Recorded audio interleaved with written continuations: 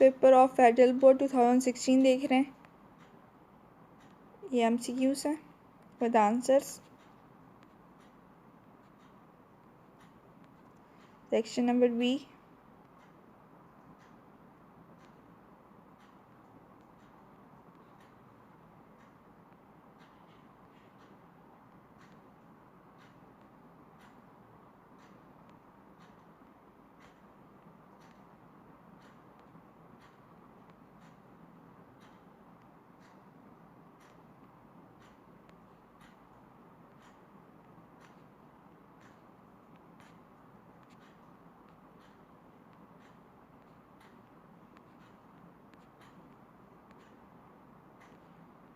इस लॉ आया हुआ है हमारे पास।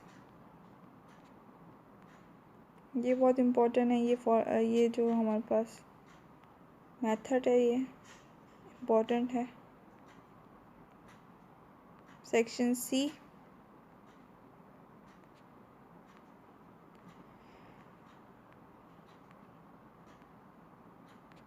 तो ये था हमारा पास पेपर क्वेश्चन ऑफ 2016।